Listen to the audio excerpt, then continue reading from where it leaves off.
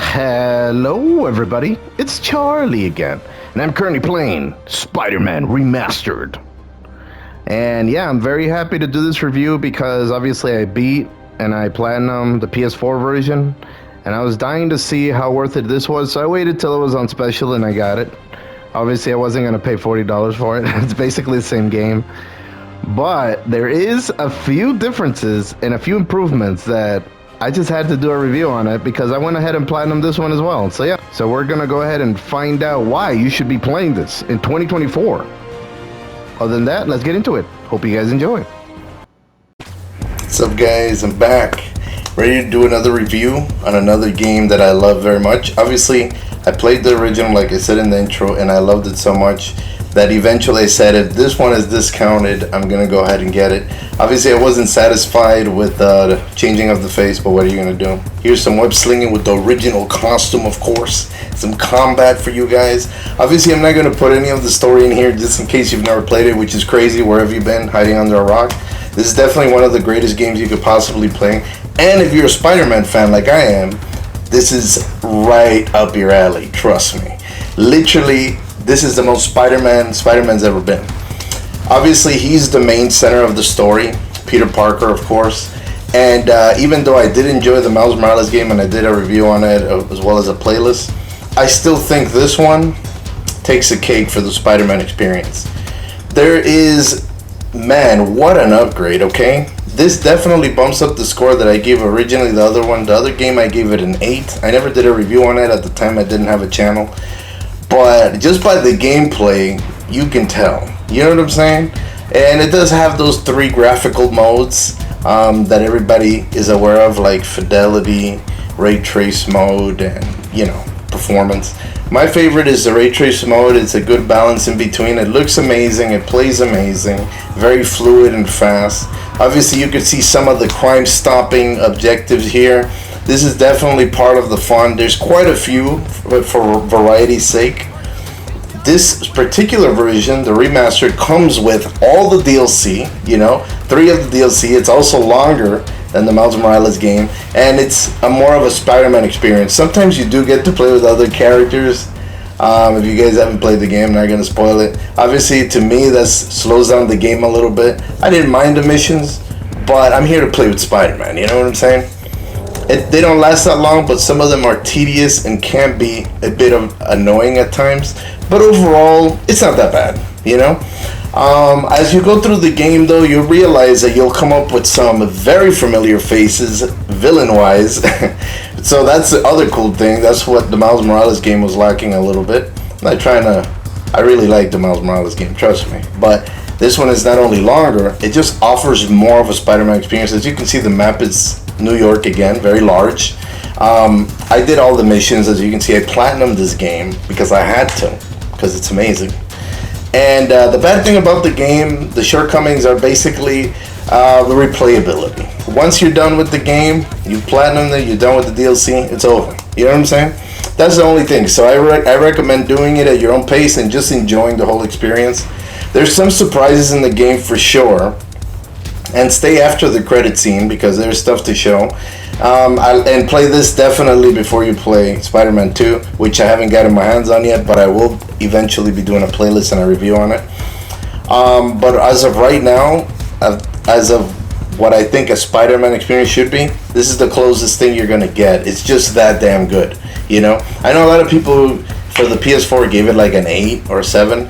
I think that the remastered version is completely upgraded in every way, with some of the shortcomings still left there. And so, you know, since we're, I think, about halfway through the video, I'm gonna just give you my rating. It's a 9.5 out of 10. I gave it a 9.5. I wanted to give it a 9, but I think it's higher than that. The missions, the tedious missions still annoy me sometimes, but it's such a good Spider-Man experience that it almost feels like playing through a comic book, guys. You know what I'm saying? As you can see, the moves are freaking amazing. He has all spider stuff. While you're in fight mode, you can use the gadgets, or you can just fight, you know? I like to play with the gadgets now, because on PS4 I did mostly the fighting, and on this game I wanted to try all the gadgets. You know, obviously, On PS4 I unlocked them as well, but I rarely used them. If you looked at my older videos, you can tell. But here is definitely, obviously, dossiers on the characters that are in the game. There is some changes to the outfits, to the classic villains, that some of you may mind. I honestly didn't mind, except for maybe one. I'm not going to tell you what it is, but you'll see for yourself. Miles is in the game, obviously. This is before he got his abilities and his powers, so everything is explained in this game that goes off to the Miles game, and then I guess actually continues in the Spider-Man 2. So this is actually technically a prequel to the Miles game because he's in here too. But this is centered around Peter Parker, the main Spider-Man. Collectibles are freaking fun to find because they do references to things that happened in that universe and things that you may remember from the comics as well that he shared with his friends. And it's just really cool. It's like Insomniac created their own Spider-Man universe, basically. And I think this is one of the best universes they could possibly have come up with, just like the Arkham series for Batman. So this is literally the most Spider-Man game you're going to get. Now, traversal is still amazing. It's freaking amazing. It's even better in this game because the frame rate is so much higher. They also have things like secret photographs that you can do around town. That's something that I wasn't aware of in the PS4 version. Maybe it wasn't available until here. But I've been doing that after I finish the game, I just want to see what happens when you get all 50.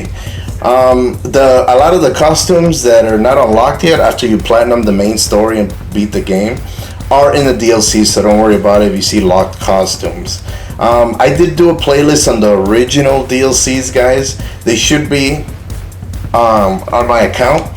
But the original DLC obviously was in 1080p 30. So I might go ahead and do a whole new thing with these DLCs, because a lot of the costumes in this game are not in the original version.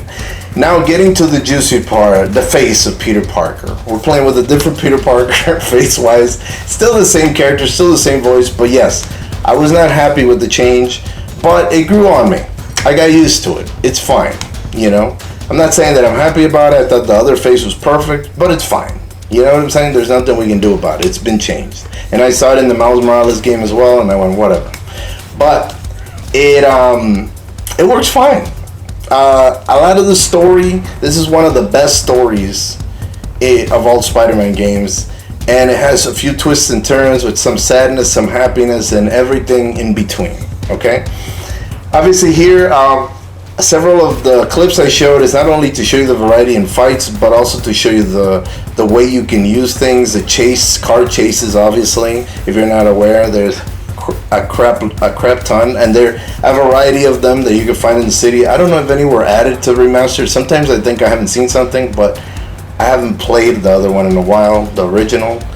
But this one, as far as it goes, it hits at 9.5. The reason why I took points away, it's very simple. I don't like some of the side missions.